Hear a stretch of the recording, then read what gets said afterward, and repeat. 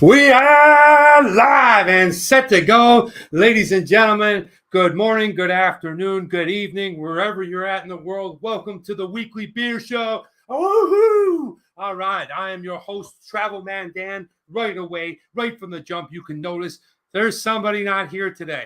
Unfortunately, our co-host of the show, Nate, will not be here today. He will not be on the show. He has come down with a little bit of a flu. It is not COVID. It is more like explosive diarrhea. Just kidding. The man just couldn't make it. He's sick in bed. So that has altered our show a little bit. And I'll get into that in a little bit about why and what we're going to do to change that. But Nate will not be here. For those of you who are just checking out the show for the first time, thanks for stopping by. And you have ran into an exciting show here. This is the Weekly Beer Show, and let me tell you a little bit what we do here. We go ahead and review 2 beers. That's right. We got 2 delicious beers to go ahead and review today, and then all throughout the show, sometimes we have guests. Today we have no guests. Today we are going to be doing the What Would You Rather, the good news, the what are you reading, what are you watching, what are you listening to, and anything else that comes up. So please, if this is your first time here, go ahead and shout out a comment, say hello, tell me where you're calling in from or watching in from. Sorry, and just thank you so much for being here. Oh, what do we got here? I think we have somebody, Chris Duncan, 1 o'clock Travelman. Yep, this is the place. And those of you who are like Chris Duncan over here, those of you that are here each and every week, we can't thank you enough. I will take full responsibility for thanking you. Like I said before, Nate has explosive diarrhea and can't be on the show. So, thank you so much for those of you who are coming back. We've made a little altercation. I don't know what's going on with the show today, but today I was really excited because we're going to do the MEAD, the honey mead sent to us by Mike Capella, a good friend of mine that I grew up with. Unfortunately, because Nate got sick. What's up, Danny boy? Yeah, Niagara Falls, Tony. What's going on, man? All right. Yankees are playing. Tony's here. You got the right show, man. All right. So, unfortunately, Nate is sick and he can't make it. And we were going to do the mead, but I decided, you know what? Today's a good day to just go ahead and grab something in the fridge because I got a lot of stuff in the fridge. And I said, you know what? Let's just do a free-for-all. So if you were coming here for the MEAD show, I'm really sorry about that. It was just something that was unexpected, and we want to give it its full attention. So we need Nate at his full 100% and not sitting on the toilet. So we definitely will be doing the MEAD still. We're going to just do it next week. So stay tuned for that. A little bit about it. It's called the Gronfell MEAD. It's from, I believe it's Maine. It was sent to us from a friend, but we're going to get into that. Today, I do have some fun, exciting beers to go ahead and try. And if the way I'm dressed is any indication, you know what's coming up. We've done this brewery a long time ago when we first started with Nate on the show. I've been to the brewery. Hope it gets better than the blood orange disaster. The blood orange disaster. Yes, that was a disaster. That one was an aluminum tin can. But yes, so if you have never seen one of our previous episodes, we visited one of my favorite breweries in Las Vegas. Not only because they have great beer, they're nice people, but they also allow children to go in the brewery. So that's always a good time. I was there about 2 weeks ago. Guys, let's give a good shout out to Abel Baker in Las Vegas, baby. Oh, let me show you that, dude. Look at that. That's Abel Baker in Las Vegas. Okay, fun little brewery. And today we're going to be bringing out one of those beers I've been dying to try. It is out of stock, actually, and we'll get into that a little bit later. But please welcome today's first beer. I've really grown to like these. I didn't like them in the very beginning. Now I'm really starting to enjoy them. Please, ladies and gentlemen, put your hands together or your keyboards with emojis together and welcome in today's beer from Abel Baker, the Peachicott Kiss Kiss. Look at that. All right, let me get that into focal range. There you go. It's a little harder sometimes. All right, I don't know what's going on with the camera. Maybe a little too much light. Yes, we're drinking Abel Baker. I like the Funky Bunch Fort Lauderdale. Oh, that's nice. I like blood orange beers. The one I had was not that good. Abel Baker, baby. Awesome. Yes, so this is it. It's the exclamative sour series. Got some hot chick on the front. Hey, what's up, Calvin? Am I allowed to say hot chick? Sorry if I'm not. I didn't mean to, but it just, whatever. All right. So this is it's got a little story. So Nate would be proud and happy. I can't see what it is. It's 5.2% alcohol percent. So almost a strong beer by our calculations. And guys, let's go ahead and pour this out. Another thing I'm really excited about is we got some new glasses to break out. You remember the birthday edition? We're gonna try this thing out for the sour. Look at this chalice thing. It's like a tulip, but longer. The really nice looking glass. I believe this is the glass that you're supposed to drink a sour out of. So I'm excited to try this one. And let's go ahead and crack it, sniff it, taste it. Oh, we got bubbles. Ooh. All right, so all right, now this beer, like I said, is no longer available. So it's been sitting for a while. I don't know how long in my fridge, but if I had to guess, I don't know, maybe 8 months. So a little bit longer than we like. We like to get beers in before they hit their 6-month mark. My first sip of it, obviously this is a sour, 6 months. Okay, so yeah, we're right there. 6 months. Obviously this is a sour. I do on first sip smell a yeast smell. So I don't know if that has something to do with the sour. I don't know if there's something to do with it being canned up like that. But we won't really know what it tastes like until we actually try it. So let me go ahead and pour this. This is a peach drink. My favorite synthetic flavor is the peach. Okay, I just absolutely love that peach flavor. Yeah, it's looking pretty good. I mean, first glance at it, you would never guess that this is a sour, okay? It's got a ton of carbonation popping off in there. It's definitely a good-looking beer, good pour, not too heady, just a real right amount of aromatic smells coming off of it. Like I can smell the peach. I don't need to bring this up to my nose, but I can smell it from here. But as I bring it closer, yeah, I still smell a lot of yeast flavor going on in there. Wow, look at this beautiful glass. I'll be sure to say thank you again to Nate when I talk to him. But look at this. This might be my favorite looking glass. Look at that. What do you guys think? Is this a nice looking glass or what? This came in the 6-pack of glasses that Nate got for me for my birthday about a month ago. Great pour, says Tony. I agree, Tony. But hey, guys, wherever you're at in the world, I hope you're well. And this Sunday morning or Sunday evening, wherever it is, cheers to you. Let's go ahead and try out this sour peachicot.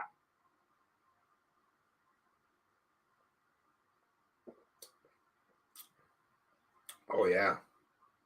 Oh, yeah. Okay. All right. Pour the rest of it in there. First sip. Like I said, I poo-pooed a lot on the sours over the last 6 months from doing this and listening to Nate describe them. I mean, I think they're really starting to grow on me. This one is absolutely delicious. It's clean. It's refreshing. It not only tastes a lot like peach, but I'm getting some type of pear element in there. It's fantastic. It's a very vibrant feeling here on a Sunday sunny morning. Really kind of wakes you up and gives you that bright feeling, as opposed to like an oatmeal stout where you feel like you should be down in a dungeon somewhere in the UK. This beer is really nice. It just feels like a summer afternoon. It's bright. I feel like I want to be in Vegas on Brewery Row. And great job, Abel Baker. I don't see a lot of sediment floating around in it. It's still at maximum carnage inside of the glass with the carbonation. There is a lot of bubbles still popping off on there. You can still see it's forming new head. It's even got a bit of a creamy head to it. So fantastic first sip. And like I said, I've been wanting to try this one. I must have mentioned it to Nate probably about 6 or 7 times. He keeps telling me he drank it. It's out of service. And well, I can see why, because it is pretty damn good. Abel Baker Peachicot. And then let's get into today's show with some other stuff. Dragon Boat Festival. Yesterday, if you don't know, I live across the street from 2 giant lakes here in California, which is a lot of fun. There's a surprise guest in the studio. Is there a surprise guest in the studio? I don't know. I don't know who is operating these. Somebody is operating these comments from me. I don't know where they're coming from. If there's a surprise guest in the studio, please come out. Do you see anybody? I don't know. Hey, what's up?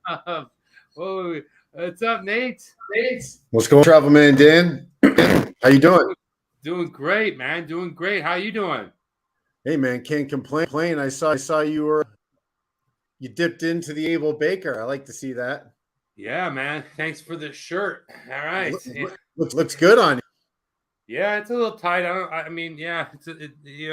It shows off the physique. Everything from I guess nipple area up looks good, but not in this area. Nipple area up. Stuff starts to go a little south, but hey, what are you gonna do? I'm middle-aged. That's what happens. All right. All right. Well, good to see you, man. How you feeling? Not great, but I figured it's been last week I missed the show, so I thought I ran out to get something interesting that was non-alcoholic that I might be able to drink along with you for the show. This is completely impromptu, everybody. Danny did not know that I'd be sitting here trying to hop on the show. But I went out and I got this crazy thing. Ghost. What the hell is that? Look at the flavor. Sour Patch Kids. All right. I take this in Vegas. I see the manufacturing place whenever I pass it. It's over near my house. And I was curious what the hell this stuff is. Uh-huh. So I figured, I don't know, I can use some. I'm not feeling great, so I thought this would be a decent thing. Hey, you picked the right show. I'm drinking this Peachicott. But when I always ask you about, it's the sour. I really didn't know you were going to be here. So welcome to the show. Delicious first beer. One thing about the sours is I think they possibly might make your breath worse than an IPA. I don't know about that. Dude, this thing is like. I think there's something more astringent about the sour versus the piney profile of a hop. No? Yeah, that's what I'm saying. Like, I think astringent is like cleanliness, right? But I think that's what I'm saying. I think hardness is the astringent. I think this thing is gas mouth. I think this thing just, if you sometimes you're close to people in the pub and you're like, hey, I'm doing good. How's life? And all of a sudden, if they go like this, if you see the person you're talking to go like this, it's your breath. All right, so just be careful of that, the sours. But other than that, it's a great beer. I was getting into across the street from me is a couple of giant lakes, but big lakes, and they had, as I pull out the cologne again, dragon boat races on Saturday. So yesterday there was the dragon boat race. It was a lot of fun. It was really cool to see, and I don't know if you've ever seen that in China. I'm sure you have, but dragon boats are basically these really long canoes, and they got 20 people. And yes, exactly. There's a guy that sits at the back, and he's got a drum. And there's another guy that sits at the back who lights firecrackers, mind you, lots of them, Chinese style. And just, of course, they didn't do it in California for environmental reasons and all kinds of shit like that. But just smoke is burning out, and like. The thing is when you see this boat coming at you like this in China and the rowboat and smoke's coming off it and it's bobbing up and down, it looks friggin' awesome, man. So it really was really kind of cool. Here at Castaic, it wasn't like that. It was very regimented, a lot of rules, you have to go here, but still kind of cool to see. I don't know. I liked it in China because it was really like authentic and raw, and like there was like I went to Guangzhou and man, there was probably 100,000 people watching along the riverbanks, and the dragon boats were nuts, man, banging on drums and firecrackers, and it was so sweet, but kind of cool to see, right? Yeah, Dragon Boat Festival was pretty badass. I'm curious. A lot of people at the lake. Is it like easy? It wasn't crazy, but there was a lot more people than I expected. Um, there, like I said, it was really like when you're in China and stuff like that, and like this is their dude. There's like 50 boats in the water. Oh yeah, and they're not really docked well. They know what they're doing, but they're just kind of floating out there until it's time to go. Like here, it's like really, really like legit. Like okay, runners take your marks or boats take your marks, and then the boats get pulled up to the sand and they get pushed out, and then everyone, it's very different. Where China it's just madness, and but the crazy thing about the Dragon Boat Festival in China too is, much like the driving, it is like organized. There's one in Bemidija. Yeah, cool. It's very organized chaos. Like they know the way to go and the way to do things and stuff. So it seemed to be work, but it was just kind of cool to see. That's all. I just wanted to make that little comment. Had a great day there. Morning, I should say. Went for my morning walk and went and checked that out. And then Nate, I went over to my friend Larry. He had a one-man show, and Larry, oh man, I don't know how to say this. Okay, so Larry's been a good friend of mine. I've been involved with some theater jobs with him and theater productions with him. And Larry went to Mexico. What was it, 3 years ago? Maybe 2.5, 3 years ago. And he got sick. He got a parasite. He wasn't feeling good. He got checked into the local hospital in his girlfriend's small little town. He was about to die, flatlining. They were calling for like blood transfusions. The guy would bring it over on a bicycle, a bag of blood that was heated in the sun, and then they would hang it up. Well, day by day, the guy, he's like, I'm going to die here. I'm going to die. He flatlined. He ended up spending on medical bills it was $80,000 to get airlifted to San Diego. He went and did it, and then it was about $250,000, he told me, total. Very, very sick. He spent a month in ICU, like came out of it. He had a colostomy bag. He had the thing where the tube in your penis, you had to pee. One of the bacteria, I don't know how this happens. He was telling me that like blood grabs your bacteria and parasites, and it ate a hole in his ear. He's got a giant hole in his ear. He's very open about it, guys. So what I was telling you is his one-man show was about his experience with death. It is called The Undiscovered Country by Larry Davidson, and I went and saw it at the Hollywood Fringe Festival. If you don't know what that is, it's like a theater festival of all different shows and stuff like that. The real big one is in Edinburgh every August. But really, really happy and proud of my friend Larry to go ahead, first of all, for being alive. Second of all, for being able to tell this traumatic story, because the girlfriend that he was with too, and he gets into it in one of the chapters, she didn't know what to do, right?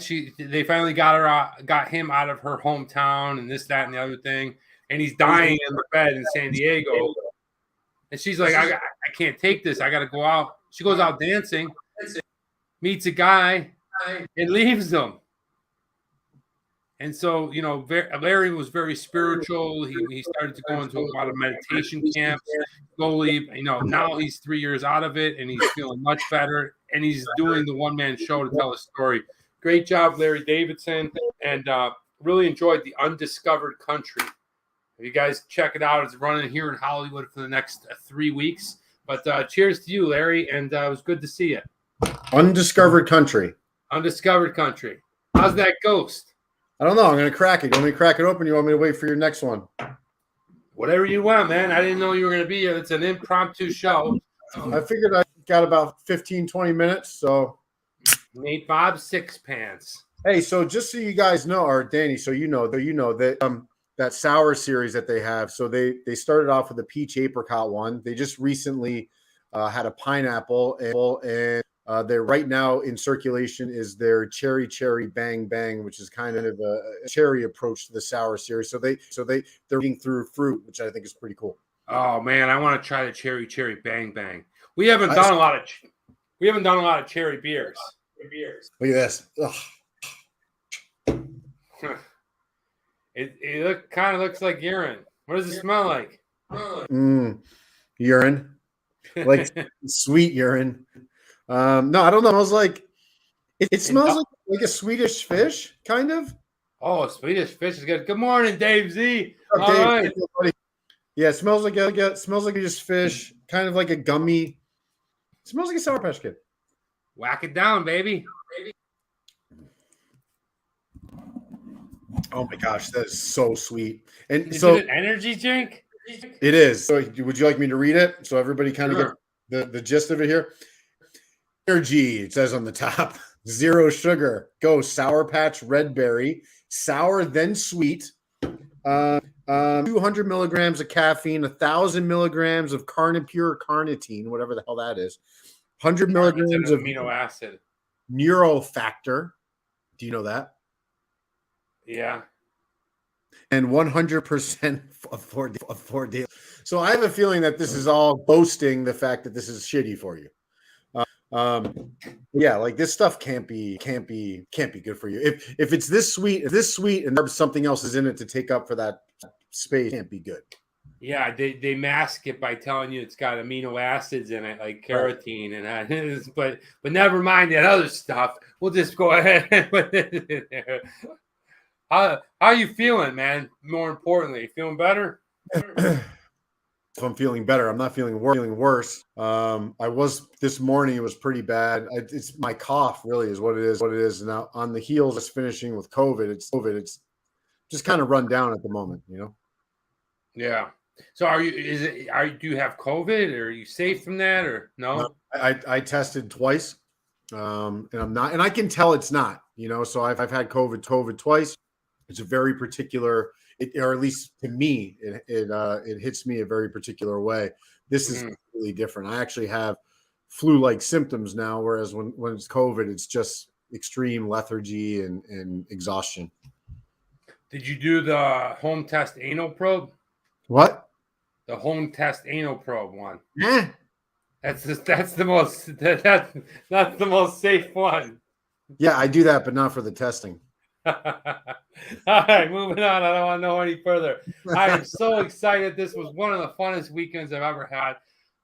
You guys know him as Rocco Cordola. He comes in and out of the show. I was at his house over the weekend for his son's graduation. So congratulations to Joey and Amadeo. They graduated from Saugus High School. Yeah, big next move in their life. One is going to play football in college. The other one is going to play baseball in college. But here, I was at his party, Nate, and there's probably about 100 people there, maybe 150. And at his house? His house. He's got a big backyard. Big backyard. We call his backyard the Bellagio. So one of the cool things was I was hanging with his brother James, who also frequents out the show. Pops on the show, yep. And he introduces me to this couple, man and wife. Mm-hmm. And guys, I cannot believe I've never actually met one of these people, but I was so excited because James is telling my story to this husband and wife about, you know, this, that, and the other thing about China, about the Africa movies, Kung Fu, all this kind of stuff that I've done. And he then tells them I'm from Buffalo. And the guy goes, Buffalo, huh? And I go, oh, yeah, here we go. You know what I mean? Like, let's go. What do you got? Super Bowl jokes, something else. Barrow, what's up, my man? Barrow. Welcome to the show. I love Barrow's sunglasses. And he goes, yeah, I played in Buffalo. I was like, what? He goes, yeah, I used to play for the Buffalo Bisons, our AAA affiliate. I've never. Who are the affiliate for? Now I think it's the New York Mets, but I could be wrong. At that time, it was the really good years. When I was really young, it was yes, the weekly beer. So Rocco, I'm just talking about your friend that played baseball for the Buffalo Bisons. James introduced me to him and his family. But at that time, it was the Cleveland Indians, the good years. You know, yeah, they were there like when Cleveland was awesome. When I was growing up, it was Pittsburgh. For a while, I want to say it was Chris. Okay, here we go. Rolando De La Maza. All right. So I've never met a Buffalo Bison's player before. And this was, he said he played there the 95, 96, 97 season. So this was like the years I was in high school leaving. So I was really excited. I was so happy to meet him. I've never actually met a Bison's player. And, I know you guys are like, like AAA baseball. But for me, we hold a lot of pride in our city and Buffalo. And yes, it's AAA baseball, but to us, that's what we knew. You know what I mean? Like going to the Yankees game, or I remember I drove down to Pittsburgh one day and going to a professional game. Like it was a whole new thing. But it was really fun to meet Roland Deo Lamazo. And, really cool to meet a Bison's player. I was talking to him and his family about baseball. And really, I'm just so happy about that. So cheers to the 95, 97 Bisons. And Roland. All right. Really good stuff, Nate. Nate, who was the AAA affiliate for the Phillies? It used to be the Scranton-Berry Red Barons. Yeah. And then it turned to the Lehigh Iron Pigs. So Allentown. Nice. Okay. 2-2. Gallo. See ya. Oh, nice. 2 for 2. Joe. Okay. So Tony, forgive me. I'm not very good with Polish names. It's been a while since I've been in Buffalo. And what is it? Hutaski. Okay. Yeah. I thought so. All right.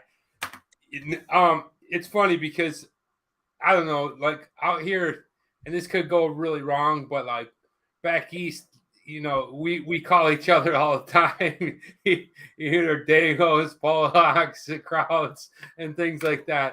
And I love it. I love Tony's a great guy, man. Absolutely love it. And when the Yankees are playing, he always fills me on because I can't be watching the game. But glad to see Gallo is actually doing good. He said, "Yeah, gotcha, Tone." I'm looking forward to coming back. We're gonna do some sushi again or something.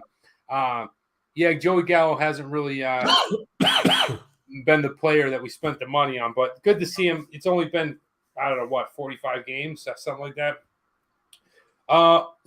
Working on that. How do you guys like the show on Sunday? Do you prefer it on Sunday or do you prefer it on Saturday? It's going to flip-flop back and forth throughout the summer. Let us know.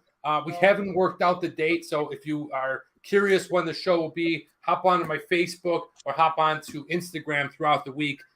Oh, damn, dude. He's going hoagie in. Love it any day. Rocco. Dude, what the hell just happened, dude? What did you just stick in your mouth, bro? Let's see that.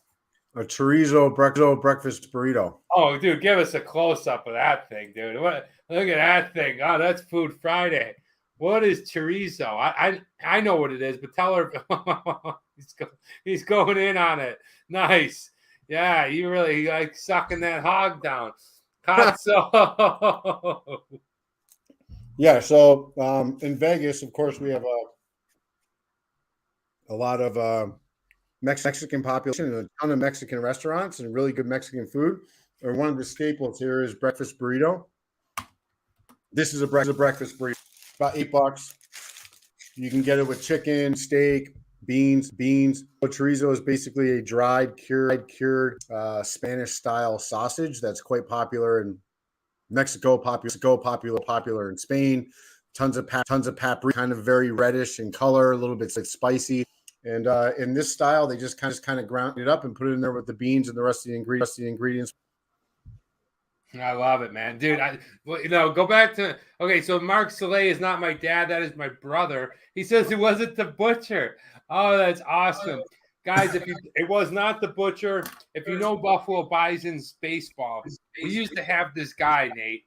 I don't know. He's probably like 6'2", 6'3", pushing 400. Really big guy, right? That sounds big. He was a big guy. He was called the Butcher. And he would come out, and when there was a fall ball and it would fly up on Old War Memorial Stadium, and it would roll down the net, he would come out and catch it, and then he would give it to the kids. The Butcher, baby. No, Mark, it was not. Definitely not Mighty Taco. One thing about Los Angeles, Las Vegas, Arizona, New Mexico, even Oregon, out west, I would say, we really get some good Mexican American cuisine. I mean, just Las Vegas and Los Angeles alone. San Diego is really good for like fish tacos. Yep. But dude, when I go anywhere else, like I don't know. So let me roll these through. Rocco said to Katso, shalom, Bucky. Yes, shalom, my friend. Calvin said, like Sunday because of my old age to go to sleep early in the evening. Okay, thank you. We'll take that into account. That's why he's on the. And Dave Z, how's that tacos and beer spot in Vegas? Yeah, so there's a couple of those. There's one actually right around the corner from my house. Danny, you've been to Cleaver. It's store to Cleaver. There's a place we went there. Oh, we did. That's right. Yeah, it was we went there before to Cleaver, right? Yeah, it's Dave Z is asking how's this place.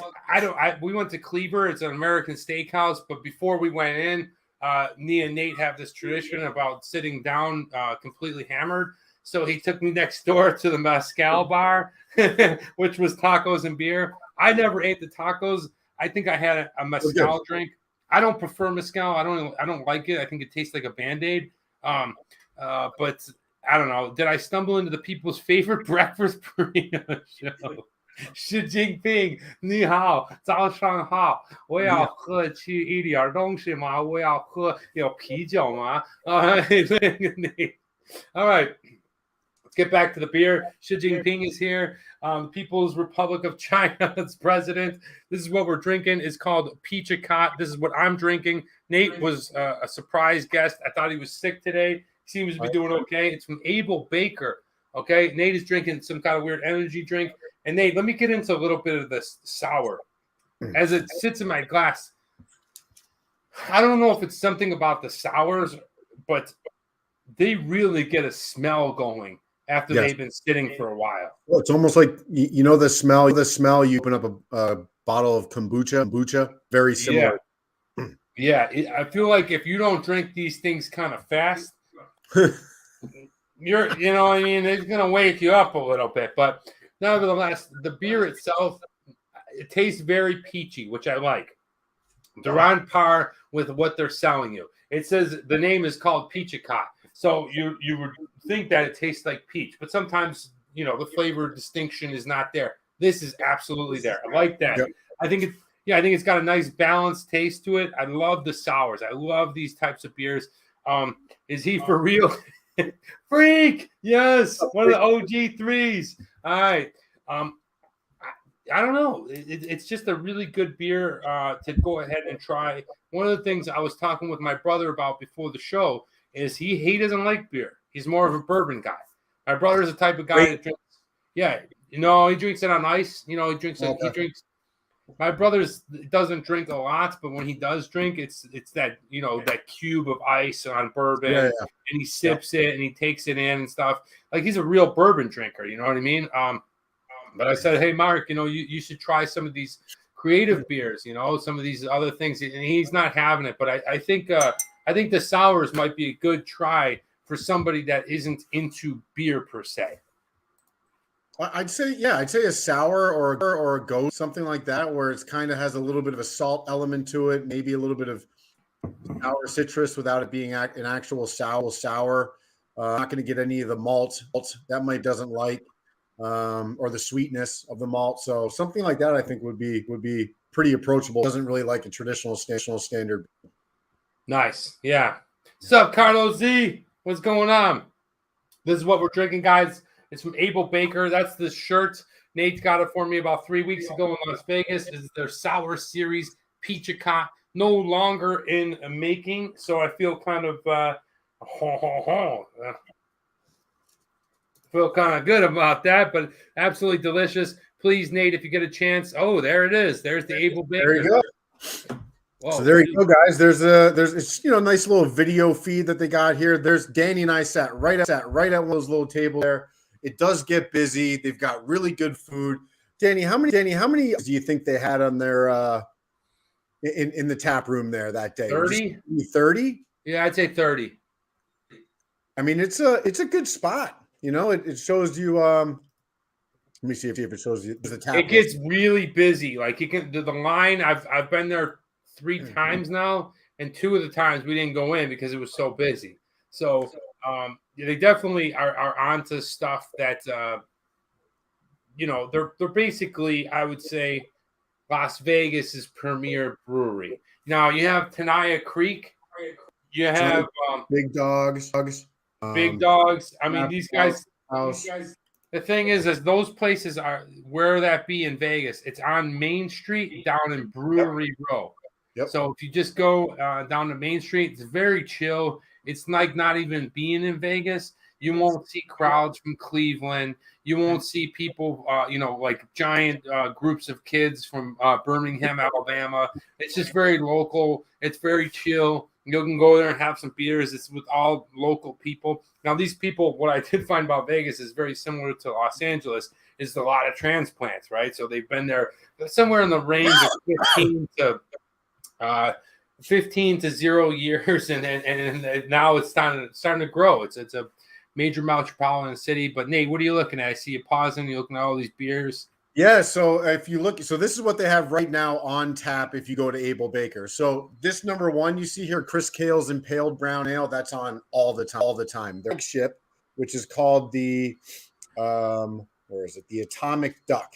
So right here, it's like the third one down. Atomic Duck is their IPA, their American IPA. That's their flagship, really good beer. And then the one I was talking about before, the exclamative series, Cherry Berry Bang Bang right here. So that's basically the newest iteration of the Peachicot, which is the first one I saw about 6 months ago. And now this is like the third option that they've had since then. Nate, can you pick some of that up this week just so we're in the clear? Is that the one you want? Cherry Berry Bang Bang? Yeah, please. Yeah. My his birthday yesterday, and I got a 4-pack of that and a 4-pack of the. Wait, whose birthday was it? Fred's. Oh, cool. Okay. So they all out golfing, and I got them a 4-pack of the Atomic Duck and a 4-pack of the Cherry Berry Bang Bang. So really liked it. Yeah, if you could, and somehow, some way, maybe Beer Zombies or somebody has the pineapple one. I really want to try as many sours as I can. I'm really kind of getting into them. I heard a stiff drink to wake me up. I need a stiff drink. Oh, Carlos Z is just waking up. Well, my friend, it's time to get into a little bit of good news. And Nate, I think you're going to like this. You're going to love today's show and tell. Let's get into the good news. I want to bring this up right now. It's old school because Nate is not here to go. Well, he wasn't going to be here. So just hang tight with me. I'm going to put my readers on for this one because I got to read off this. Bang Bang reminds me of Calzone Road. All right. So, ladies and gentlemen, please welcome the good news for today. All right. Ancient cypress in Chile might be the oldest tree in the world at 5,000 years. In 1993, a cypress tree stump in Chile was confirmed by Tree Ring Counting as 3,622 years old. Wow. Showing the capacity of these slow-growing relatives of the sequoia to endure through centuries. However, another scientist recently found that a living individual known as the Millennium Cypress or the Grandfather Cypress could be more than 5,000 years old, which would make it the oldest tree on Earth by nearly half a millennium. Science has long known that Elsevier millenaro is old, but one man in particular knew that estimates were probably on the young side. Since bore devices used to extract the wood needed to count the rings don't go far enough into the 4-meter thick trunk of this Patagonian cypress. Dr. Jonathan Barkovich, a Chilean scientist at the Climate and Environmental Sciences Laboratory in Paris, took a core sample of the tree. This located in the Costero National Forest and used a combination of computer simulation and randomization to create different growth scenarios of the tree based on growth patterns and climate data. This method tells us that 80% of all possible growth trajectories give us an age of this living tree more than 5,000 years old. Damn, 5,000 years old tree. You believe that, Nate? Crazy. Well, look at the size of that thing.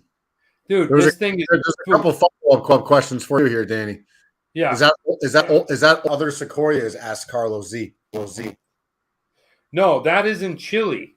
That is in Chile. So there's only 20% of chance that the tree is younger. That would make it the oldest single tree by a couple hundred years, beating out the 4,853-year-old Bristlecone pine in the Great Basin National Forest in Nevada. You know this one called Methuselah. I don't know the name. I know that national park. I've never been up there. Apparently, there's a tree there that's the oldest tree in the world at 4,853. Dude, I gotta go. That's a travel man Dan right there. Yeah, it is. That's pretty badass. Dude, this is amazing. I mean, we've been talking about going up to Sequoia. That's a stump, not even a tree anymore. I'm not sure how they did it, but one of the things I like about this stuff is like, I think that my tree in Kenmore was older. The Kenmore trees are badass, man.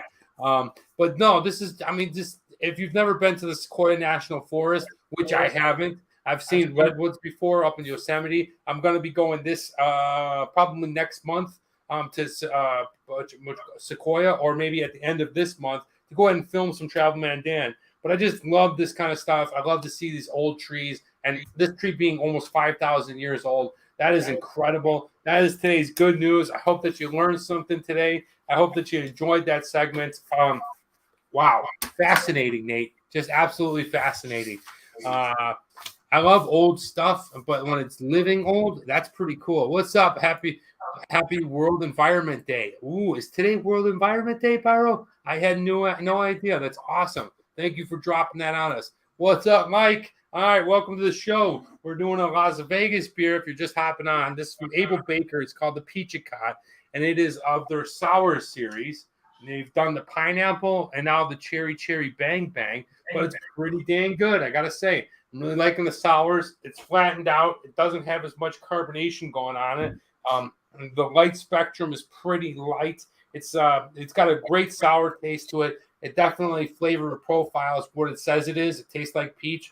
I wonder if drinking in the sap will invigorate one's age. That's a good point.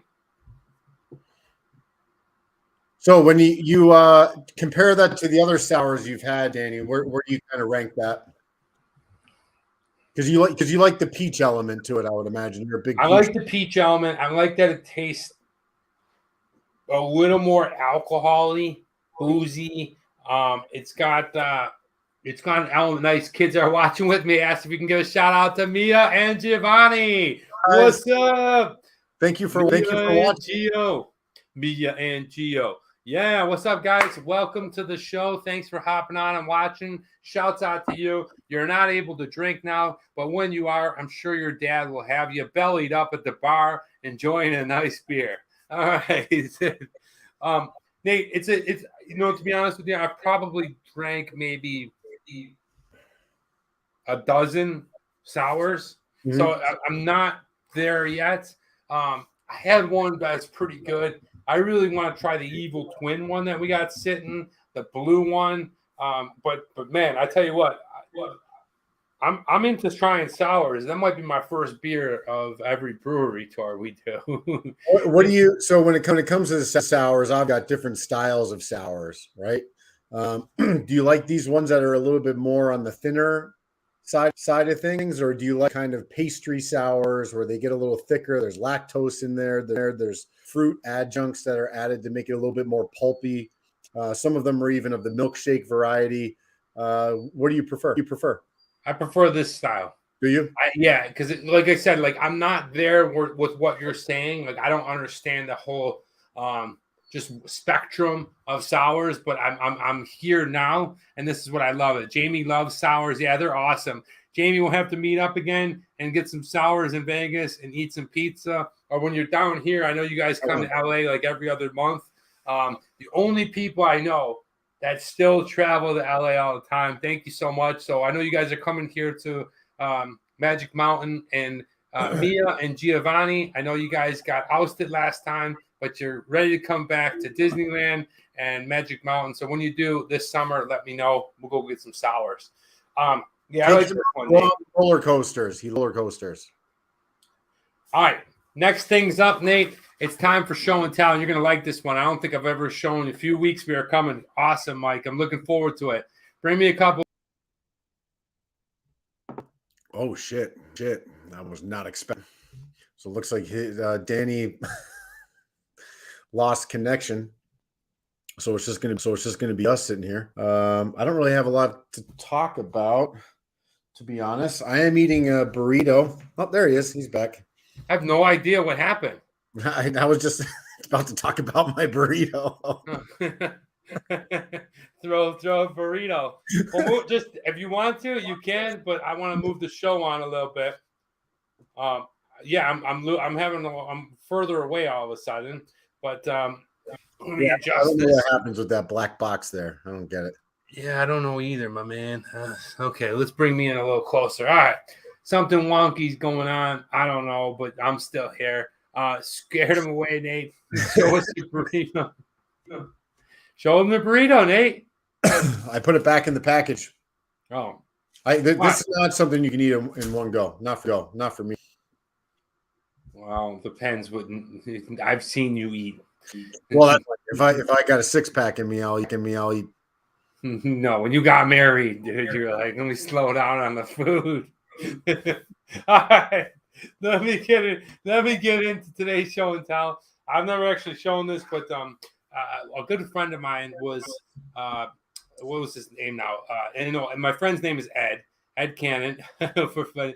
And the drummer of the band Kiss was named Peter Criss. Mm-hmm. Okay, and he used to dress up But my friend Ed was the drum tech. And if you don't know what that is, it's the guy who sets up everything. He gets the kit all the way that Peter Criss likes, or whoever you're doing it. So when Peter Criss flies into the show, he does a sound check, like boom, boom, boom. Oh, yeah, okay.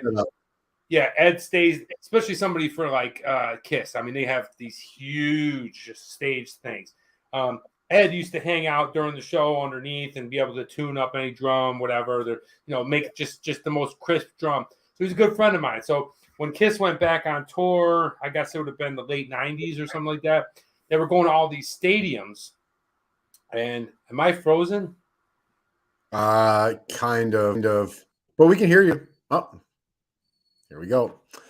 Showed you my burrito. I cannot finish them. I'm still under the weather and not going to do that. But I wanted something to eat while I was on the show since I'm not going to be drinking. Calvin says, "Oh, for funny." I don't get that. Martin, what's going on? Doing great to have you joining us. Danny's having a little bit of technical difficulties with his Wi-Fi apparently, so you'll deal with me until he gets back. Chris Duncan, feel better, Nate. Glad you made it on today. So much, Chris. I really appreciate that. It's been a tough couple of weeks with COVID and then the flu. Although this one seems to me like just of the 48-hour variety, which would be a huge win. I'm tired of being sick, and hopefully I can get through this one pretty quickly. Freak saying hi, Martin, and Barrow saying hi, Martin. So, Martin, welcome. While Danny's kind of going through this, let me see if I have anything I can share here on the screen. I'll go back to the Able Baker website for a minute. Let me see what else they got here. All right. So about us, we can talk a little bit about the story of Vapor. Let me pull this up so I can see exactly what I'm doing. So our brewery derives, Danny can't get on. Our brewery derives its name from bombs detonated at the Nevada test site. These two test explosions were codenamed after the military's phonetic alphabet, making them Test Able and Baker. The experimentation at the Nevada test site led to the refining of the atomic bomb and the ushering of the nuclear age. This was a notable time in Nevada as atomic viewing parties were commonplace, and several atomic beauty queens were crowned. The atomic age influences our artwork while allowing us to give a respectful nod to Nevada's unique state history, which I thought was pretty cool. That's a little bit about the story. Danny, you are back. Welcome back, brother. Dude, I have no idea what just is happening to and now I'm even further away.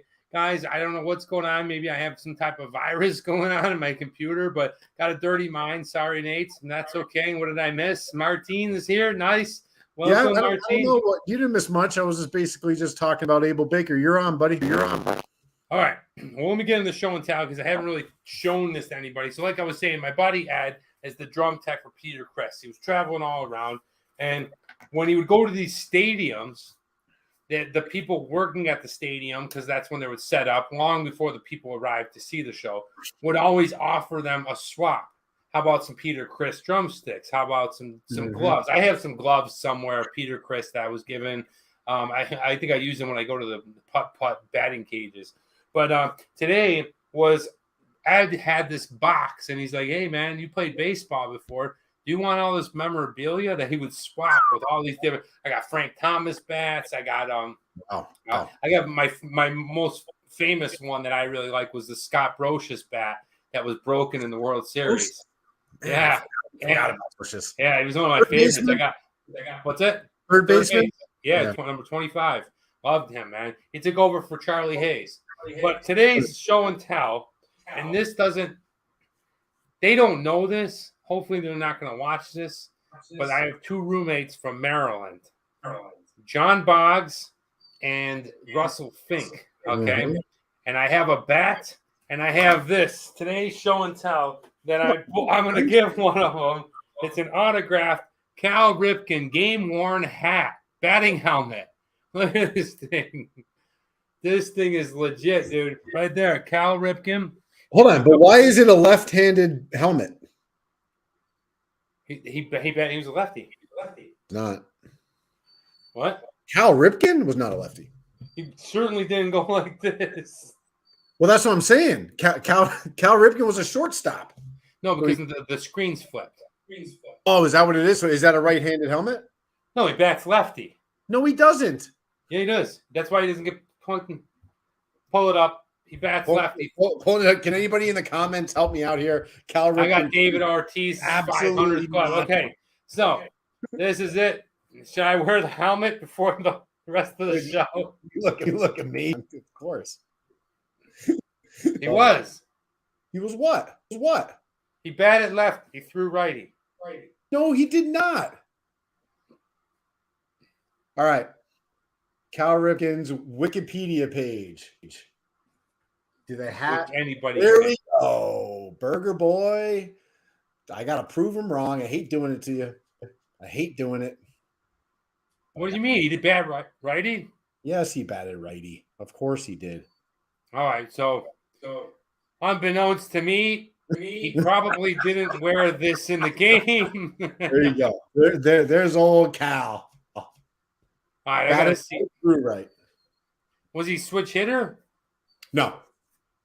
All right. Well, then he just signed any old hat. But still, hey, first of all, there's a signature that matters. The helmet doesn't matter. But I was just curious. I couldn't remember if he was righty or lefty or not. But I could have sworn he bat lefty. But anyway, it's like a Billy Ripken error card. If you don't know Billy Ripken error card, he was holding a. They did the baseball cards back in the 80s, and he was holding his bat like this, and one of his teammates wrote FUCKYOU, and it was a card, and it got printed that way. Yeah. And if you had one, it's still worth a lot of money. But so there it is. That's the wrong helmet, but pretty cool. I'm gonna send that to Russell or John, the other person receiving the bat. Show the autograph, and I'll tell you if it's real. Oh shit! Oh, dude, wouldn't that be hilarious? Martin's an autograph guy. That looks like an cool autograph to me. It's the same one as his bat. Is it? But all right. That's a nice helmet, dude. They got cool Orioles. It's a real helmet. It's a real baseball helmet. So at the very least, Russell or John will get one of those. The other one getting the bat. This is what we're drinking. Abel Baker. Nate's drinking the Ghost. Cheers. I'm going to take it down and give it a score. All right. Peachy Cop. Abel Baker. Delicious sour. I felt like it's got a great flavor. The taste is awesome. It's light. It's refreshing. It's got all the way through it a chilled taste. But I do smell some type of gas coming off of it, even as I'm talking. I think that's obviously the sourness. For that, I'm going to strike it. But overall, I think it's a delicious beer. I wish they made more of it. I would get it. I'd like to try it. As a draft, I think it would be pretty good. I'm going to give it a 4.0. 4.0. Wow. There you go. Yeah. I think it's a 0.0. The ghost. It got ghosted. Okay, 0.0 for the ghost. All right, price. This beer was what, $3.49 when we bought it. Yeah, they sell their 4-packs. They're about $17.99, so it's not cheap. Oh, look at this. We got, thank you, Martine. Full autograph. Hard to get. The dots are there, so you should be Wow. So Martin actually knows about autographs. Like it's not. Yeah, dude. If you don't know, Martine is the guy that sent me the autographed jersey of the Buffalo Bills. Oh, okay. Yeah. Well, that's pretty Martin. It just could be. Oh, okay. Yeah. Okay. Well, nevertheless, it came from my buddy, but I wanted to show it. I'm a baseball fan. I'm sure whoever gets it, John or Russell, will appreciate it. So let's go with the price at $2.65. I think that's a good price for a sour beer, for a bigger can. It's a delicious beer. It's local to Las Vegas. I'm there to support. I'm going to also give it a 3.5. All right. What are you giving the 0 on the ghost? No, so you did price, right? Sorry. Yeah. $3.49 for one can of that. That seems high to me. The only reason I got it is because it was weird and unique. So I don't know, 2.0. You could have got a beer. Could have gotten a beer. I could have gotten a torpedo, Sierra Nevada torpedo for $2.99. Let's take a look at this. I love their design. I love that they got a hot, bubbly girl right there. She got some sexy legs. All right, showing a little, well endowed, and kiss on the can. The sour series. It's got some Abel Baker story. It says, with this beer, we thought it'd be pricely to focus on peach and apricot. That's the other flavor I tasted, apricot. Oh, yeah. All right? Yeah. And continue our exclamative sour series. We started with a golden ale fermented with sour Vesa yeast. Boom. What I tell you, first thing I tasted. All right. And then spent extra time inserting a massive amount of peaches and apricots. Apricots kiss your tongue early, while sumptuous background notes of peach kiss. Makes sense. Your palate lately. Easy to drink and amusing. Same with a tart flavor that sings, you don't have to be cool to rule our world. We just want extra time for a kiss. All right. Creative. I like it. I like the can. I love the babe on there. She's wearing some high tops. And I love that they explain everything that I was tasting throughout this beer. As you can see, there's a very raw review. We just go ahead and grab it and drink it. I didn't read this beforehand. I don't want anything to sway my decision, but because it's on par with exactly what I tasted. I mean, I love their design. I love what they're giving you, what they're selling you. I'm giving it a 4.0, Nate. I think it's fantastic. One of the things I really like about it is the pattern on the can. That kind of mint green 50s up color tablecloth thing. Yeah, it's exactly the mint tablecloth. I don't know why. I just really like that. I think it looks really cool. For this one, I don't know. It's got a couple of gummy bears on there. The thing's sweet, dude. You think so? Do you like that? Do you like the ghost? Hell yeah, dude. All right, I'm gonna get 2.5. 2.5. Okay, accessibility. Unfortunately, this one's been discontinued. Accessibility is 0. I don't want to give them a 0. I want to give them a 0.5. You just can't get any more. No, they might bring it back, Danny. So a lot of these brewers, what they'll do is they'll have it for a season, particularly when peaches and apricots are in season, and then they'll brew the beer. They brew a couple of vats worth. They put it in the tap room. They can it. Then they'll go to the next one, and then they'll probably circulate it back. So there's a good chance in 2022 we see that again. Okay, well, I hope to see it again. In the meantime, I'm going to be trying the Cherry Boom Boom. There you go. All right. What about accessibility for Ghost? I think it's only. I mean, have you ever seen this? And you probably don't look, but have you ever seen it? Probably. The minute I go down to the gas station aisle of energy drinks, I turn around. Yeah, they're really bad for you. I think that has something to do with our mentally obese society right now. So this is made out of Las Vegas, Nevada. I don't know how far it goes, so I'm just going to give him a 0.0. Okay. All right, let's go to TMD X Factor. Look, I've been to the brewery. I'm wearing their shirt. This beer was delicious. They gave you what they told you they were going to give you. I feel bad about the accessibility score. I would be a fool if I didn't give them a 5.0. X Factor, I'm going to give a 1.0. Why is that? There's really nothing redeeming about this. It's poor quality, doesn't taste good, awful for you. It's fairly expensive for what it is. You know, it's tough for me to give it a good grade. It's awful for you. All right, guys, listen, the thing that really dinged my score was the accessibility. Had it done any better, it'd probably be a lot better. But unfortunately, the score is what it is. Today's Abel Baker Peachicott gives it a score of a 17. 17. But if you want Authentic by Beckett, just write me. Oh, that's awesome. I will, Martin. 17. What'd you give the Ghost? 6.5. This might be the lowest score we've ever given anything. But it's non-alcoholic. Not alcoholic. Sorry to say on the top, but if you want Authenticated by Beckett, then just awesome. Dude. Beckett meaning the baseball card magazine? It's got to be, yeah. I know Martin's in that world. Okay. Yeah, do you remember those magazines though? The Beckett's, dude, they're still around. Man. Looking at the values of those cards. I love that.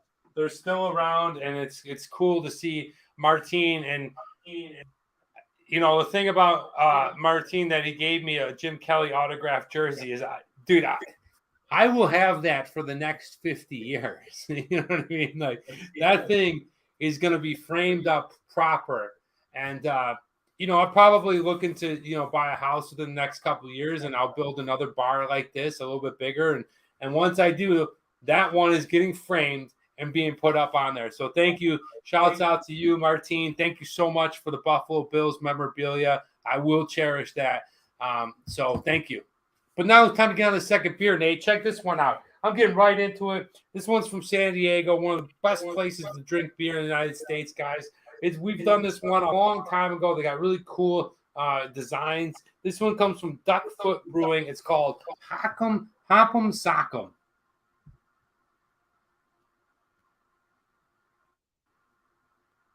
Wow, that's a cool look. When did you get that? I don't have that one. Yeah, this one I picked up. I did not get the tattoo. We have not gotten 30 people in the room. But when we do, I will get.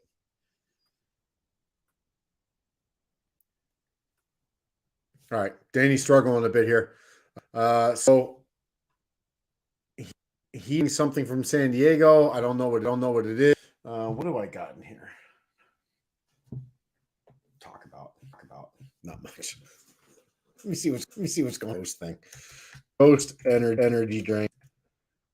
Energy drink Las Vegas. Let me pull this sucker out. See what's going on their website. Put this over here. We're gonna slide in. Boom. All right. I'm gonna share the screen with you guys. Oh, they do. They got a store locator. All right. That's all they got. Oh, there we go. Here we go. Screen. And I'm going to do the Ghost energy drink for everybody. There you go. That's what I'm drinking here. They got another one of those kind of video feeds on the website. You can see their flavors over here. I'm drinking the one in the middle, or one of the ones in the middle. If you know chess, that would be what? E1. But anyway, so that's what I am drinking. Here you go. They got different options. This is where you can buy a GNC. I don't know why I'm showing this stuff, guys. I don't really have anything else to talk about. But flavor lineup. Let's check that out. Ooh, there you go. We got a attractive woman on here. She likes the citrus option of the energy drink. There is a sour watermelon version. Is going on? Citrus, Warhead sour watermelon, tropical mango, Sour Patch Kids red berries, Patch Kids blueberry, Bubblicious strawberry splash, orange cream fish. You guys tell me in the section, if you were going to drink one of these, which one would it be? I have a feeling if Travelman and Dan was going to drink, absolutely go for the Swedish fish He'd probably want to do the Bubblicious. He would be super intrigued by if it actually tastes like Bubblicious. And I think those would be the two. So we'll ask him when he hops back on. But I have a feeling Danny would do the Bubblicious and the Swedish Fish. So you got a couple of comments here. I heard 20. I don't know what that. Oh, 20 in the room. No, it's actually 30 fellows. But I'll give you an extra 10. Thank you. I appreciate that. Definitely was not 20. It was not 20, guys. 20 was for something else. That was. We're going to have to see when Danny comes back on. But there was something for 20, but 30 was the tattoo. Been 20 before. Oh, sorry. 20 is the funnel. Whenever there's a 20 burger, Danny does a funnel. If there's 30 tattoo. Any weed infused beers? That's a great question. It's not necessarily my thing, but I would try one. And there's especially here in Las Vegas, there's a lot cannabis stores. I know that a lot of them carry different kinds of energy drinks and club soda, all sorts of different stuff. Tropical mangoes, Sylvan. I get that. I appreciate it. Tropical mango is probably a good flavor, and would like to see a review on that. On the weed infused, that would probably be pretty funny. Actually, be a good one for when Danny's here. I know he's not really big into the cannabis world either. It does not help him with his headaches, so he might not want to try that. But you never know. And so I'm going to remove that. Let me see what else I can talk about here.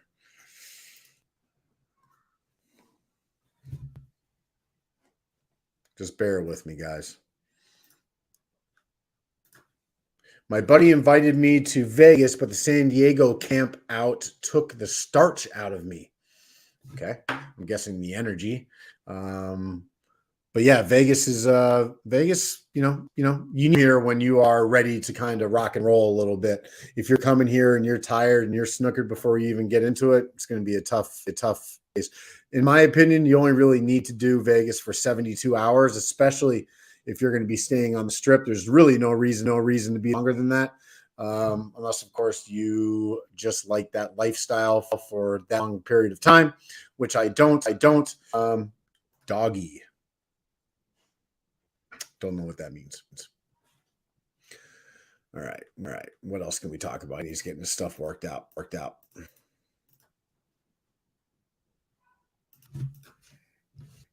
See, what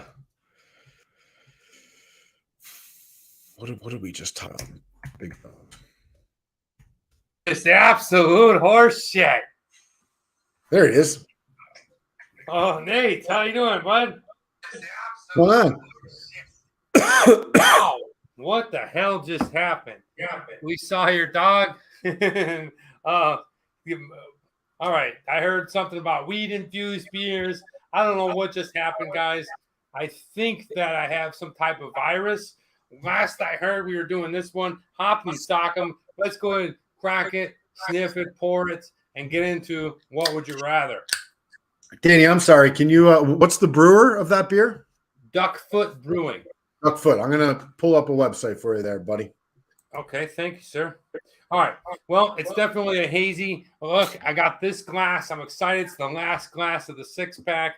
So I'm excited to try this one out. I'm not sure if this is the recommended hazy glass, but we're going to drink it from here anyway. It smells, it's quite juicy, quite citric, but let's go ahead and pour it and I'll let you know. I got to get in there quick. Okay, there we go. Oh, no, I got a little bit on the floor. Your computer, bro. Dude, I'm so glad you're here because that would have been just screwed everything up. Ooh, it's forcibly. That is nice. By the way. Oh, dude, the glasses is my favorite birthday gift, man. It's like really just made everything so nice. Let me get the bar towel. Hey, how you doing? How about a beer, man? I got a bottle. So what is your glass so far? What's that? What's your favorite glass so far? These ones I really like. That's why I was saving it. I like the long and skinny ones. I bet you do. Sounds gross, but that's not what I mean. There's a really nice color on that beer. I like the curvature of that glass. It kind of gives it a different element, some character. I like that. Yeah, I mean, really good looking glass, nice looking beer. Combination is okay. It looks like a West Coast IPA. Smells like a West Coast IPA. Foamed up a little bit just because I didn't know how to get a proper pour. Huh? I forget about Is it a West Coast or is it a hazy? I'm sorry. It is a West Coast style IPA. It is strong, 6.5%. So you're going to have fun walking around today after this. But yeah, here we go. Let's give it a shot. This is from Duckfoot Brewing, Hop 'em, Sock 'em, West Coast IPA. I like that can. It's something to do with my camera today. It's doing some the software because see how it picked it up really good there. Your black box is gone now, though. Yeah, there's something going on. I'll figure it out. And I'm just when I'm done bar backing on this shift, I'll figure it out tomorrow. Oh man, make sure that shirt goes right in the laundry. Frozen up again. All right. So if he's freezing, Danny, while doing that, I'm just going to share a screen of Duckfoot so that when you are in here, we'll make it a little bit easier on up. There you go. Are you back, buddy? I don't know, man. I'm just pissing me off today. It's okay. I got your back here. So there goes Danny. So he's drinking here. He might come back real quick. This is called Duckfoot Brewing. They are based out of San Diego, California. I have not done any research on this brewery. I have not heard of this brew before, but we all know everybody that's joined the show before when we've done San Diego beer. San Diego has basically been coined the beer capital of the world. Moreover, in the United States, I don't know how breweries they have in San Diego, guys, but they've got a lot.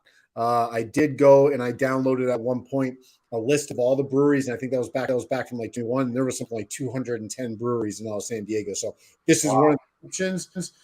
Danny's drinking a beer from Duckfoot, and yeah, go ahead, Danny. Yeah, this Hop 'em Sock 'em. Sorry guys about the technical difficulties today. I got to figure this out. I think Tenacious Freak is right. I got to go ahead and clean it. I know I've never seen this before, but WebRoot keeps popping up too. WebRoot is my software. So maybe I got a little bit of a virus, but hey, this is what we're drinking now. This is where I'm at. Thank gosh Nate's here to cover me. Thanks. Let's go ahead and try this out. This is the Hop 'em Sock 'em.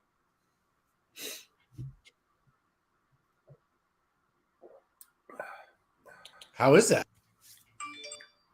Sounded tasty. Okay, it's got a nice flavor to it. My first initial sip is it tastes like a West Coast IPA. It's not juicy, like blasting all over the place. It's actually really nice tangerine, orangey flavor. It's not bad. The fact that it's 8.5%, is that what I said? 6.5. 6.5%. You definitely taste a lot of the booze. Don't even see the picture of Danny on the screen for the whole show. Don't even need Danny. Just a mug shot and then you talking in the background without your looking. I don't know that. Hey, what up, Aquanuts? I don't know if that was a good thing. If that's like you don't want to see my face or you want to see it. I think he's joking. Oh, I don't know how to interpret that, but he's joking. That was great. All right, let's get right into it because we've lost a little bit of time. So I want to get into what would you rather. Guys, I'm going on vacation. Where would you rather go? We're going to Africa. Would you rather go to Victoria Falls? It is on the border of Zambia and the border of Zimbabwe. Okay, check it out. So there you see it. Beautiful waterfall. It is the bunch of waterfalls cascading together. It is a beautiful area. Unfortunately, when I was in Zambia, just before I was about to go there with the group, with the Peace Corps, I was medically separated and sent to South Africa. So I wasn't able to get there. Always wanted to see it. Excuse me. Growing up next to Niagara Falls, definitely a little burpy, but yeah, a pretty beautiful place. I mean, largest waterfall in terms of square footage in the world. Or we're going to stick with Africa. Would you rather go to Kenya, to the Masai Mara? Okay, this right here tells it all. This right here is in Kenya. It's the tail end of the Serengeti, the migration of animals across Africa. But you see, like, there's a lot of water buffalo in there. You can take hot air balloons, or you can take the safari. You can take the jeeps right in there. And one thing that's cool or scary, I don't know how you want to interpret it, but the animals come right up on top of you. All right, they're right there. Now, this isn't necessarily, I mean, it is a national park, but it's not gated. They could still attack you. Take a look at those leopards. And then even more cooler is this photo, which did not make it. I don't know why it is not there, because I saw it in there earlier, but it was a lion. This one's tough for me because I love waterfalls, but I also love animals. Beautiful places in Africa. I think if I had to choose one, I'd probably go with Victoria Falls, just because I really want to go back to Zambia one day. Yeah, beautiful. I mean, I took it on a whim, and there it is. So I'm going to Vic Falls. Nate, where are you going? I'd probably do the safari. But I there is something about the safaris that rubbed me the wrong way. I feel like people get themselves into trouble a lot with these animals. They don't respect, these animals are wild. How many videos I've seen of people getting mauled, big cats and shit like that. So I don't know if I'd be sitting in a truck like that with cheetahs on it. That would be very the other picture, I don't know why it didn't make it. Maybe it got most people are saying it was a lion. You know. Man. But hey, next one. I've been in the cage with a tiger once. That was enough. That was scary. Yes. I like how you don't have your beer sign on because you're not drinking beer. I'm drinking. I like it. All right, moving on to the next one. Which movie would you prefer to watch? And for some reason, they both got knocked out. I don't know why, but let me see if I can pull it in here real quick. Give me a sec. Give me 1 sec, guys, and see if I can bring them back in there. Oh, yeah, we're in, I think. All right, got kicked out, but we're going with Tom Hanks, guys. Forrest Gump. Mama said, life is like a box of chocolates. All right, Nate, let's go. Give me your best Forrest Gump sitting on the park bench. God, I don't remember. All right, I'll go first. No, just repeat this line.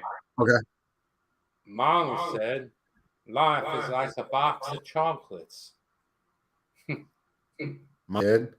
Life is like a box of chocolates.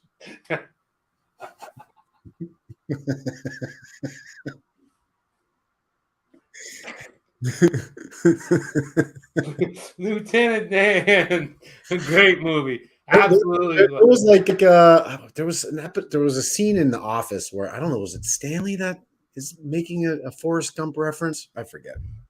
It's just an amazing movie. All right, well, sticking with Tom Hanks, would you prefer Forrest Gump or Saving Private Ryan? Because the thing is although you did have what was it? I forget her name, but she was also a very famous, well-known actress in Forrest Gump. What's it? Sally Field. Yes, Sally Field. All right, because that was the name of my left arm. So my right arm is Jessica Tandy, and this is Sally Field. So you know, but look at the cast of Saving Private Ryan. I mean, you got Bryan Cranston, Vin Diesel. Yeah, you got Dale Dye down here at the bottom. You have Dennis Farina. I like how you called out Dale Dye, the one guy in this entire thing. Nobody knows who that is. Dude, he's a great actor, man. Nobody's idea who Dale Dye is. Dude, I mean, Giamatti. Look at all these guys. Matt Damon. My gosh. Ted Danson. Yeah, I forgot to. I'm gonna have to rewatch that. Giovanni Ribisi.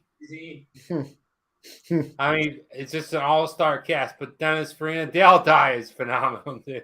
Yeah, he's like the guy that, like, you know, look, there's Danny Soleil, you know, 70, been in over 100 movies that you just never really kind of lock in on him. Just does solid work, shows up for the day. Love it. This one's tough. Run, Forrest, run, says Aquanuts. Forrest Gump was like, when I saw Forrest Gump, it was like nothing I ever seen before. Oh, yeah. And then I saw Private Ryan, and it was like I'd never seen a war movie like that. So genre specific or complete movie, they're both very tough. I mean, if I had to choose one, I guess Forrest Gump, because I just like all, like, but as an actor, I would probably play better in Private Ryan. But I'm gonna, as a person that you just take one, Forrest Gump. What about you, Nate? Yeah, it's tough. They're both war movies, in loosely for Forrest Gump, but it's still a war movie, right? I mean, there's a section in there, yeah. Right, but there's something lighthearted about Gump, which is a more of a feel good type of situation as opposed to Saving Private Ryan, which is quite grim. Of course, the end is. I don't know. I guess Forrest Gump for me as well. I'd probably rather be put in a good mood than something so serious. Yeah, I can't wait to take a snippet of you going, "Life is like a box of chocolates." Just hopping out and drinking duck foot, hop 'em, sock 'em. It's delicious beer. One thing that I will say, this beer that I really like about it, super dank. All right, dank is out. Yeah, really danky. All right, moving on with next question. All right, which would you rather eat? Okay, would you prefer a nice hot bowl of ramen? Okay. Look at it, you got the pork in there. You got some seaweed. You got mushrooms in there. An egg. Look at a different style. Beautiful looking ramen noodle. All right. Or this one, a ramen from Japan, of course. Now in basically every hipster little cool area that you know in any city, and you could pay $16. Danny could save Private Ryan. He has a master's degree in kung fu. I'm a fence, dude. It will. First of all, it won't go away. Never was completed. Please, James Greenwell. I cannot outlive it. The master's degree in kung fu. I'll never outlive it, dude.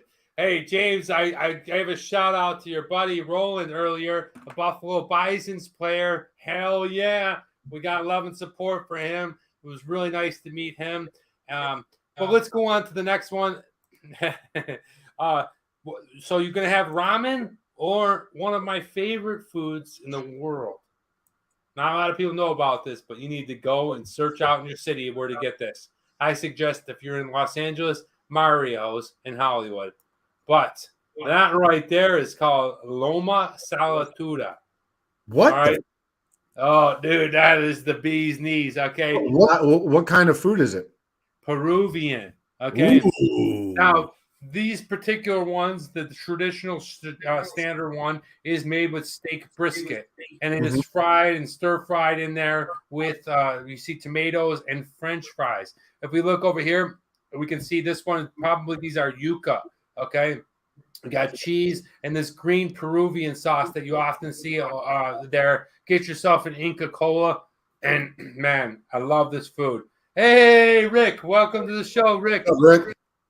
For me, this is a quick one. I like ramen a lot. Brisket, says James. I'm going with the Loma Salatuda. Love it. Love Peruvian food.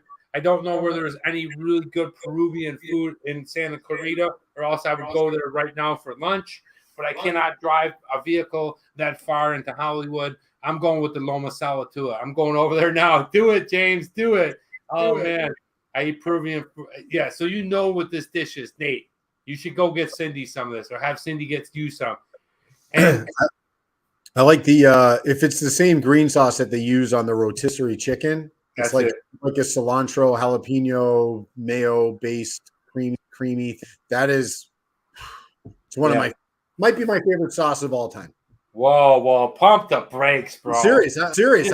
I first started eating that, and there was a restaurant in New York City back in the early 2000s called Pio Pio. I remember it was $10.99 full rotisserie Peruvian chicken, and I used to go there. They would have bottles of $6 white bottles of wine. They made their own wine. Small little spot. They had like 3 restaurants all across the city, and that's when I first started eating that. I would order that stuff 3 times a week delivered to me. Wow. I was floored by it. Never had like it before. So with that being said, fried ramen a million times. I love it. But that dish, I would like that. Dude, it's amazing. Aquanite said the egg looks delicious. He wants the ramen. James says, let's go, bro. I'll pick you up. Oh, man. I wish I could today, James. Oh, my God, dude. Peruvian food. James, let's do it next week. Let's really do it next week. Like Friday or Saturday next week. We go down to Hollywood. It's on Melrose and Vine, and let's go eat Mario's Peruvian Kitchen. It's freaking bomb, dude. I love that shit. All right, moving on. The next one. The next one's kind of fun. If you could be a champion, Nate, all right, which would you rather be? A champion at arm wrestling, okay? The World Arm Wrestling League. Look at that dude, bro. He's jacked. Look at that bicep. It's a grapefruit. It is a grapefruit. I mean, that guy is definitely. And don't forget the most famous movie of all, Over the Top, baby. You know what I'm saying? Like, look at that dude. He's got it bandaged up. Turn the fuck on. That thing was badass. He was a truck driver. That was. It spoke to me when I was. Dude, it still speaks to me. Hey, yo, when I turn the hat, it's like a switch, and the switch goes off. And then I finish. I mean, dude, it still speaks to me. You know what I mean? Like, that's Over the Top. And it's one of the good days. Danny would take him down. I don't know, man. All right. It's Stallone and Over the Top. I mean, he took down Bull Hurley. All right. That guy was. Bull Hurley. Yeah. That was his arch nemesis. Yeah. James, you're too kind, my man. Cheers. All right. So, what are you picking? Or the other sport. Kind of sport that seems to have crept into the world, predominantly through the way of Russia, the slapping people. That's from Russia? I think that's where. Well, that's where this guy came from. This big husky-looking Siberian bear who's the champion. The slap boxing. That's not even slap boxing. Just slapping people in the face. Okay, you basically just stand there. And as intimidating as it is to get, I mean, as powerful it is to get slapped. Like, imagine people get knocked out every show. Do they? Oh, you will see more people being knocked out in a slapping contest than any boxing or UFC event anytime. Come on, dude. Yeah, because you hit this area, and that's where you knock people out in the temple. And like when you punch somebody, especially with 4-ounce gloves, usually it slips off, or you really got to connect with someone. Now, dudes get rocked. Look at the circumference of your hand, okay? When you hit somebody, it covers the whole thing. It's not slipping. It's literally just it's like taking a section of wood and like lining up on someone's face with a 2x4. It's brutal. So, going back to me, I mean, fastest way to boost brain cells. Let's whip through these comments. I'm going the last one. Got big hands. Slapping and you're out. That's it. You're out. You can't move your head and chin. Oh my gosh, dude. You can't move? You can't. Obviously, if you're getting hit, you can't go like this. Okay, so you have to like you're racing yourself. Yeah. And if you want to, I've been married for 25 years. That's awesome, James. So if I had to choose, I'm going with the classic Over the Top, baby. Bam, bam, bam. Okay. What about you, Nate? So we actually have a mutual friend that I believe is like a weird, like 1%, top 1% arm wrestler, like globally. Who? Seth Hosbuns. Get the fuck out of here. He is amazing at arm wrestling. So we were in the city back in 2005, in some place in the I don't know east side 40s somewhere, and there was a bartender back there, and there's this rack, all the mugs and glasses, pint glasses or whatever, and this dude was jacked, a big dude, and we always knew Seth was really good at wrestling. So, we're all talking shit and we're drinking, whatever. And this guy comes over and he's like, well, I'll arm wrestle you right now. He's like, I'll get you can have drinks if you beat me. I'm like, he's going to beat you, dude. He's really good at it. For some reason, I don't know why, but he's really good at it. He's going to beat you. So Seth was arm wrestling this dude till the guy's feet came off the ground and took that whole rack of pint glasses, smashed all over the floor. That day right there, I realized he was a top tier arm wrestling guy. But anyway, so I'd have to choose over the top. I would choose the arm wrestling. I don't want anything to do with that slapping. Yeah. Because if I have to be a champion, that means I would have to have been slapped before. I don't want to be slapped like that. Yeah, to be honest with you, I hate arm wrestling. I hate it. I think Really? I like over the top. It's in that kind of setting where it's like macho bullshit. It's just not, you know, I don't know if my arms are strong. They're older now, so I don't know how strong they are. But I don't want to be put in this compromised position where you're, for when I was growing up, I was a baseball player, so I never really wanted that thing twisted back like that. I always felt like I was adequately strong, so I never got into arm wrestling, and I certainly don't want anybody slapping me in the face. I had a lot of girls punch me and slap me in the face at night when I worked at the nightclub, and it sucked. I couldn't imagine a 300-pound guy knocking me out with a slap because you can't move, right? You can't. If you could bob and weave and stuff like that, like that's one thing. But there's with the arm wrestling, there's no impact. Like the impact's already there. You guys are just going brute strength. But when you're doing the impact of that slap is just no way. I'm out. Crazy. All right, the last one. What would you do? It comes with a little bit of moral fortitude. Okay, a lady in Northern California bought a couch on Craigslist. If you know what Craigslist, it's like a place where you can go ahead. It's a marketplace where you can buy stuff used off of people in your community. She bought an older couch, and then she kept like sitting in it and feeling a little uncomfortable, and she thought somebody left the heating pad. Finally, she picked up one of the cushions, unzips it. Okay, there you see her right there holding it, and inside of it was a bunch of envelopes with $36,000 in it. Okay, $36,000 and different manila envelopes. You know, these people are still out there. She being older and probably had like morals from a long time ago, called the person back, said, "Hey, I got $36,000 here. Somebody left it." And what had happened is the person that was living in there was stashing cash in there, had passed away. Nobody knew. What's that? And nobody knew. Nobody knew. And the kids sold off the furniture on Craigslist. So my question for what would you rather is a moral decision. Do you call the people back? Is he's coughing? Or do you cash it in? That's a tough one because you want to do the right thing, but is it the right thing? It's finders keepers, right? You just don't know. I gotta be honest. Well, it is the right thing, right? It's the right thing. You can go through the gymnastics to suggest it's not, but the right thing to do is to tell somebody, right?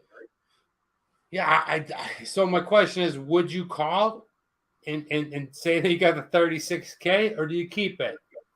You keeping it? Yes, I'm keeping it.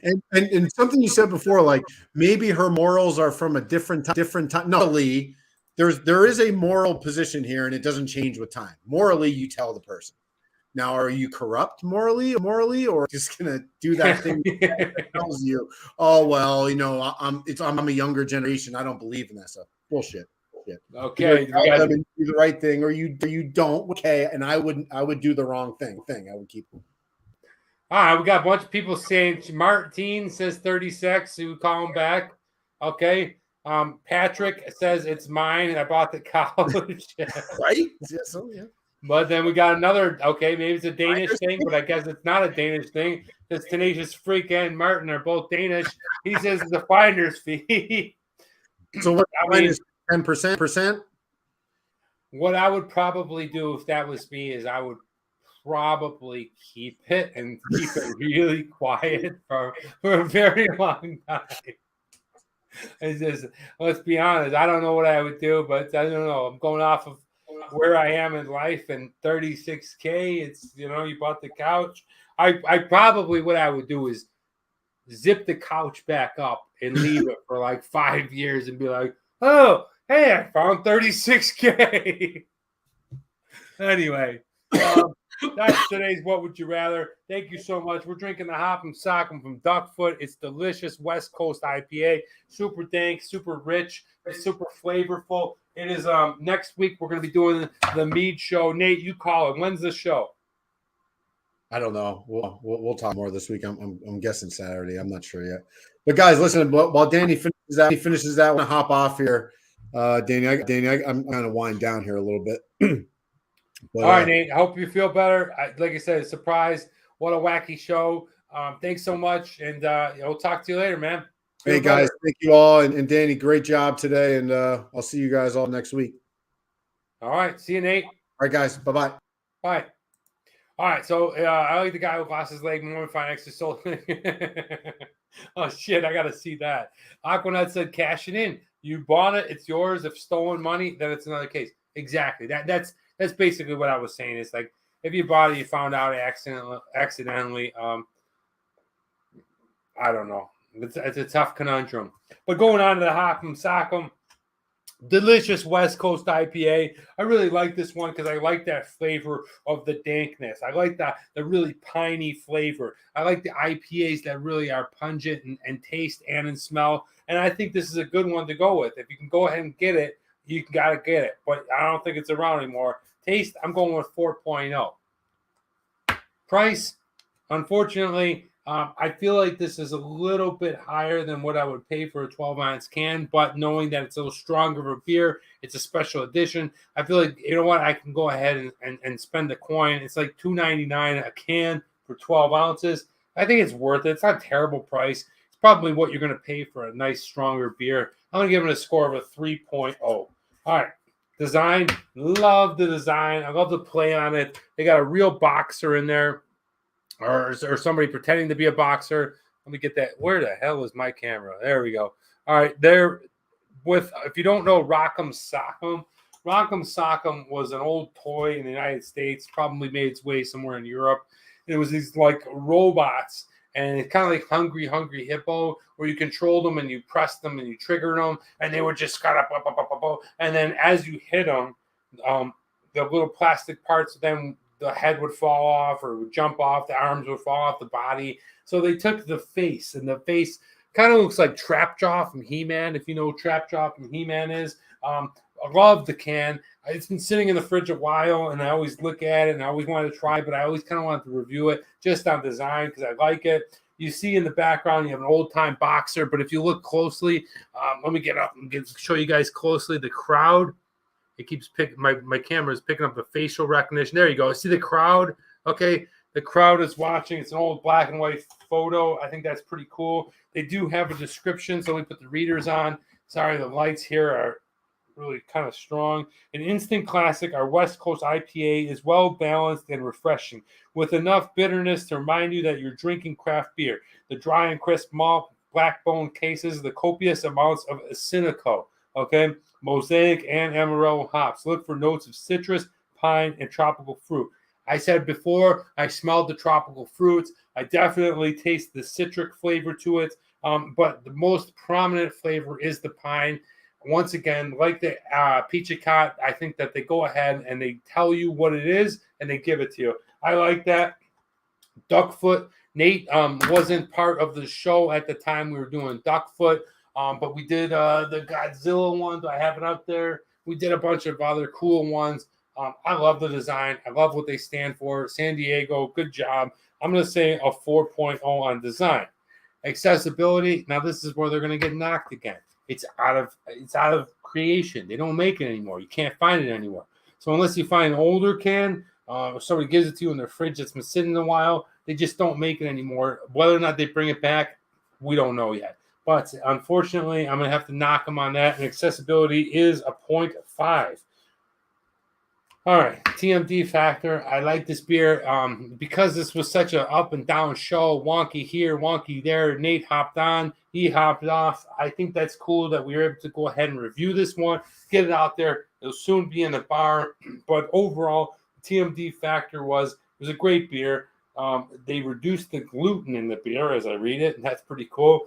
I don't have any other affiliations with this brewery. I've never been to the brewery. I'd like to go down to San Diego and check it out. But overall, I think it's good. And the TMD X factor for me is going to be a 4.0. Let me add the score up. We'll tell you the score, and I'll get you out of here soon.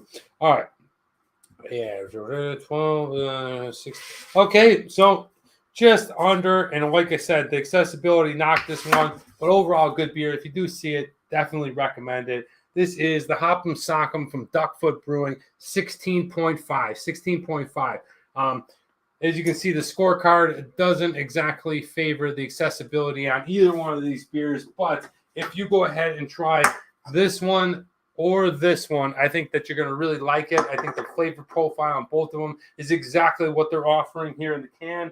They're telling you what it is, and they deliver on all aspects. Bubba, welcome. Welcome to the show. Hi, folks. Late again, clean the house before the road trip tomorrow. Going to the Bison's game. Yes, dude. You showed up at the right time. Bubba, I met a Bison's player from 95, 96, 97. I forget his name now. Roland Damaso. It was a friend of James Cordola. I met him this weekend, and James Cordola introduced me, told his friends that I was from Buffalo. He said, "Oh, Buffalo," and I said, "All right, here come the Bills jokes." And he said, "Actually, I played for the Bisons." It was really cool because I never actually met a Bisons player. So once again, a shout out to you. That's awesome. Great that you're going to see the game. Hope you have a good time and enjoy Buffalo. Enjoy the breweries up there. Let's go into the last part. What are you reading? What are you watching? What are you listening to? Let me go ahead, bring this one up. Okay, what are you reading? Okay, here we go. I'm reading this one. I wanted to check up. I got my bar back towel on, and I'm reading The Beer School. Okay, Crash Course, Johnny Garrett and Brad Evans. Nate gave me this book. I just like to go ahead and brush up on all the stuff, all the different types of brews, how craft beers are brewed. This chapter is called Strong, like what makes it stronger. I make little notes, and I basically go ahead and add to the show by reading and being knowledgeable to provide value. So that's what I'm reading. If you guys want to let me know what you're reading, I'd love to hear from you. Hi, Bubba, says Aquanuts. Welcome to the show. Let's go ahead and get to the quote of the day. Once again, sorry about the technical difficulties. Sorry about all the old Saturday, Sunday. We'll have this figured out by the end of the summer, which day is going to be our day. We'd like to do it Saturday mornings just because it gets everyone ready for football on Sunday to just do their thing. But we'll see how it works. Let me know if Saturday morning at 10 a.m. Pacific Standard Time or Sunday works better for you. So hopefully one of those two spots we'll figure out by the end of this summer. But if you're not sure when the show is, please check my Instagram the day of, and it'll be the day before, and it'll tell you when the show is going to be. Let me leave you with this quote, and I love this quote. This is just the essence of who I am, and it's really important because I'm friends with a lot of people, a lot of different walks of life, a lot of different characters and people that are doing different things, and I'm very happy for them. I'm very proud of who they are as people, and I'm happy to know them. I'll always call them my friends, and this quote right here really vibes with that, and I want you guys to go ahead and maybe listen to it and your inner voice, talk about it with yourself, contemplate it, meditate it, whatever you want to do with it. And just understand that the most important thing in life is perspective. But to have that perspective, you need to do one thing. And I felt like this one is from Edwin Elliott. And the quote is this: "By being yourself, you put something wonderful in the world was not there before." There it is, guys. That is so important, just to be yourself. Because up to this point, you think that this has been done before, but it really hasn't, because it's never been done by yourself. And everybody has their own little intricacies of who they are as people, little avenues that they want to follow, ideologies, whatever you want to call it. But just be yourself. Be yourself and put that out into the world, because that's something that's never been done before. It's never been created. And you may think that this person is similar, or this person has a lot of likable qualities that are like this person, but they're not. Okay? Be yourself. Be absolutely who you are in this world. Be the most forefronted, trustworthy in your own opinion of who you are, and man, you'll be. I mean, I always felt like you'd be much happier in life. And Edwin Elliott says this. I think it's great to just go ahead and reaffirm the fact, because the reason I say this is because a lot of times in life we look at, especially nowadays with social media and the internet and stuff like that, is we're just getting blasted with stuff, and it's this projection of who we should be, and all of a sudden you're so far from who you actually are. But who you actually are by being yourself is so wonderful and so beautiful by itself. You don't need to copy anybody. You don't need to be anybody else. You don't need to compare yourself to anybody else. Just be yourself. And I love this quote. One more time. By being yourself, you put something wonderful in the world that was not there before. Man, just guys, I tell you, I love that. I absolutely love it. Either day for me is good. Thank you, Baba. Thank you so much, guys, for being patient. I know we had some technical difficulties. Good to see Nate here. Hope he feels better. Thank you so much for being on the show. I hope that you enjoyed the Peach Cot and the Rock'em Sock'em. No, Hop'em Sock'em West Coast IPA.